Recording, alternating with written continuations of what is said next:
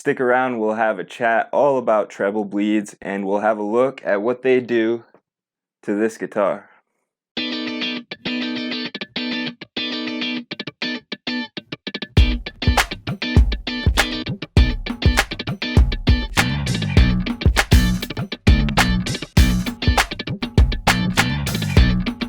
Hey everybody out there in YouTube land, welcome to Overdrive Guitar Channel.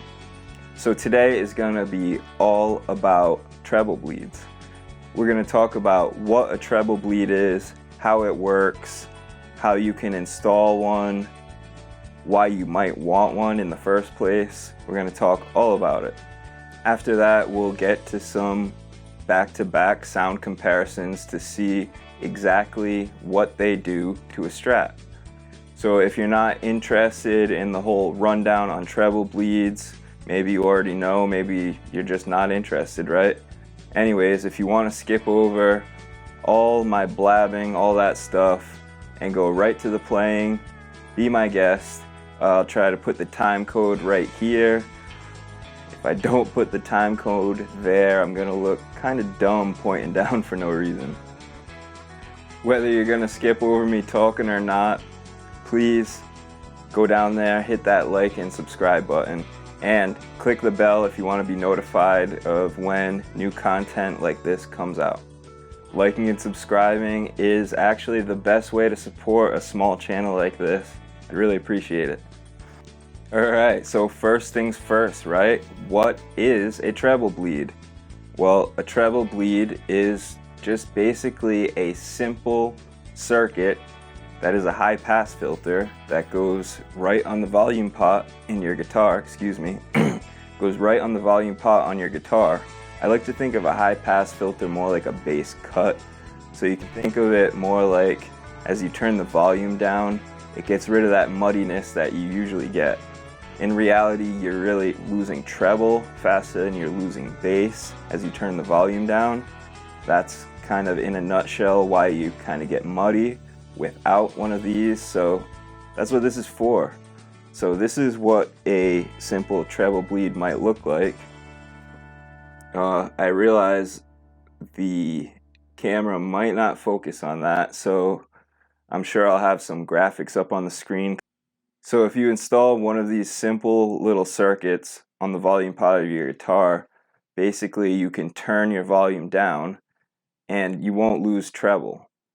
You'll notice in your guitar as you turn the volume down, typically you lose treble faster than you lose bass, and it really leads to kind of this muddy, unsatisfying sound. There's a couple of particular tones where this kind of really gives me trouble, especially with an octave fuzz, for example, and wanting to roll the tone and or the volume back a little bit and not wanting to lose kind of that glassiness, right?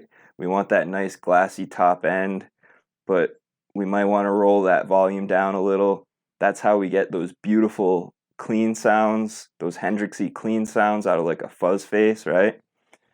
But if we don't have the treble bleed, when we roll our volume down, a lot of times we lose too much of that treble and that nice glassy sound goes away. So like I said, a treble bleed is a very simple circuit. We have a capacitor, and in this case, right, the yellow part is the capacitor, and the gray part is a resistor. You'll notice on this particular one, the resistor is in between the two lugs. This is one of kind of the three common ways you'll see people achieve the treble bleed kind of circuit. This is my preferred and kind of the most common one, and it's a lot of times referred to as the Duncan circuit. Now, if this resistor was put in series, right, instead of parallel, so basically if it was just at the end, so it was the capacitor and then the resistor, then we'd have what's typically referred to as the Kinman circuit. And if we had just a capacitor, you know, that's just kind of a basic treble bleed circuit. So why would you want maybe no resistor or a resistor in a different place? Well, electrical components, as you probably already know, react and interact with each other in kind of endless ways, right? Especially when you have something like a variable resistor or a potentiometer, then the possibilities really do get endless, right? Well, in this interaction, what people have found through much experimentation is, and I'm very much boiling this down to a very simple kind of way this works. Kind of a general rule you can think of is the capacitor kind of chooses the frequency where it's going to kind of start shelving, and the resistor kind of chooses how much of that effect is going to happen. Now, like I said, these components interact and react in different ways in different guitars with different pickups. They're going to react differently. This leads to endless experimentation and tone tweaking. Your results may vary, but this particular value of resistor and capacitor is what I have found works best for a Stratocaster. This particular one came from East Houston Street Music. They just do a good job of building these things. It's not terribly complicated, but they use the kind of values and components that I like. So that's where I happen to get them, but there's tons of places to get these things. Also, if you really are that tone tweaker, you can get different kinds of capacitors, different kinds of resistors, right? And start experimenting, see what works best for you. But today we're just gonna stick to this one particular treble bleed circuit, and we're gonna look at some sounds, what it does to my guitar. All right, real quick, the gear we're going to be using in today's comparison before we get to the sounds is going to be, like I said before, a Stratocaster, in particular this Strat, right? This is a classic vibe 60s Strat.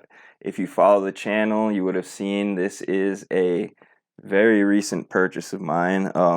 I've only done an unboxing video on this guitar so far. I have the demo and review coming up very soon, but spoiler alert, it's a great guitar. I love it. One thing though, the pickups, they had this kind of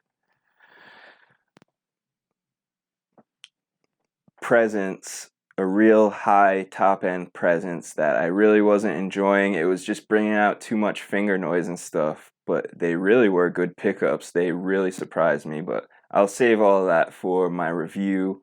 If you're interested in the unboxing, I do a few kind of sounds and my initial impressions in that video. Check it out. Oh, like I was saying about the pickups.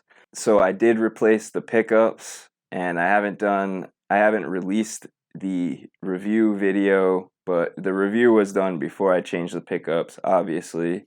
And also I will have a pickup shootout video if you're interested in that, because these pickups do a little interesting thing in this particular guitar.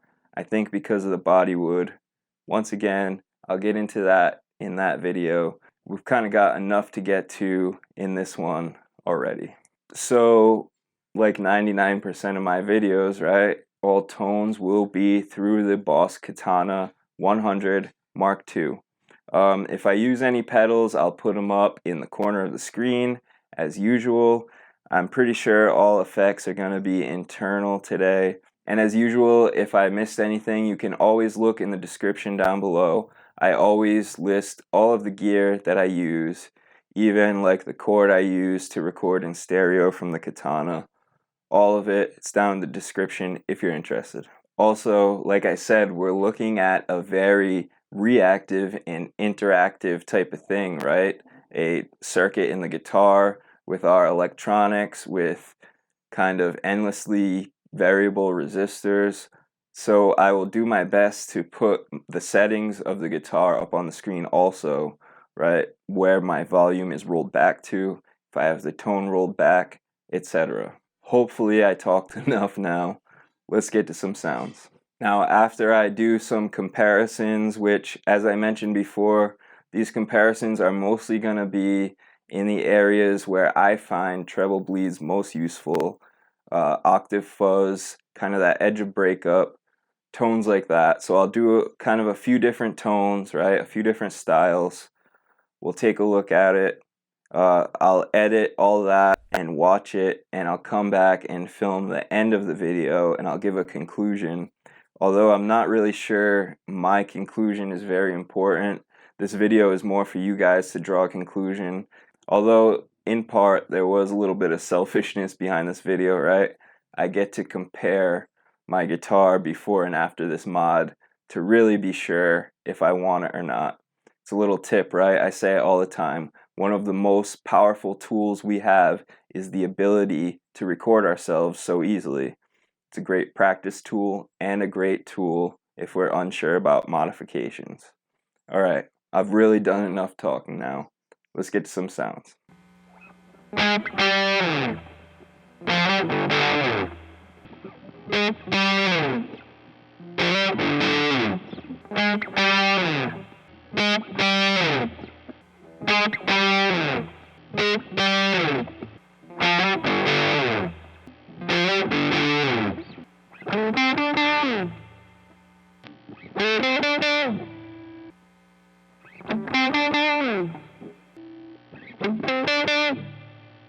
Now, volume 6, tone 8.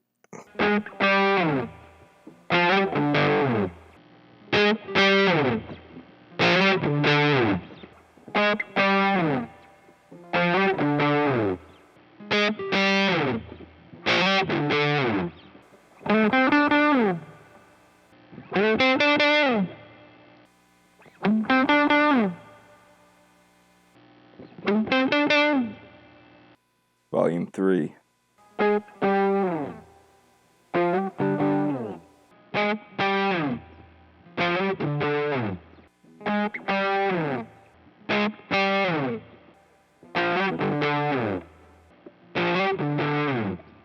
Volume 9.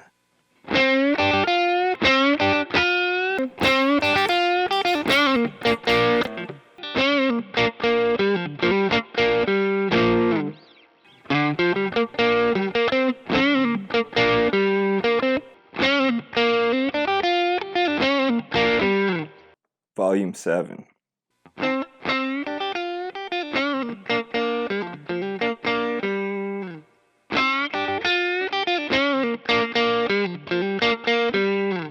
Volume 8, tone 8.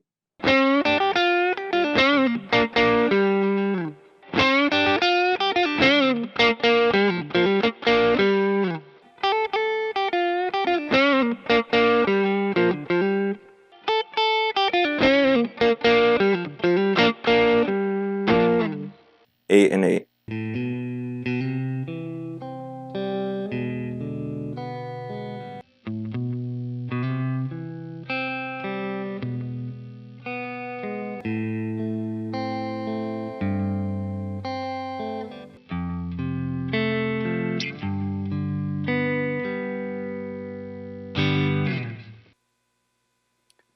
Volume 6.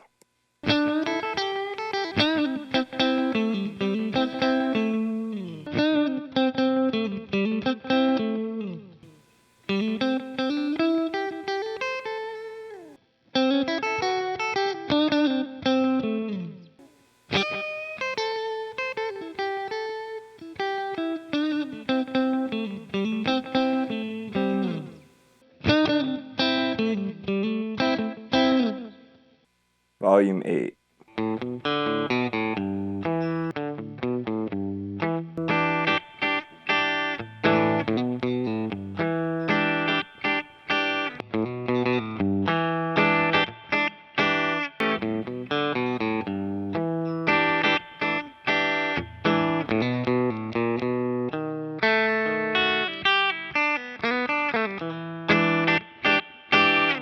Alright guys, so I told you guys I'd give you a little conclusion, even though this is, guitar tone is a very subjective thing.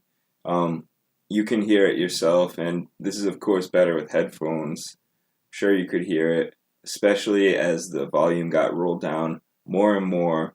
There's really a lot more kind of harmonic content, more treble, and of course a little more signal, right? So This is all up to you though. It's subjective. What do you like better? I'll leave it up to you, and thank you for sticking around. If you made it to this point in the video, you must be, as obsessed with guitar as I am if you made it this far. So go ahead and hit like and subscribe to support me. Till I see you again, keep rocking, guys.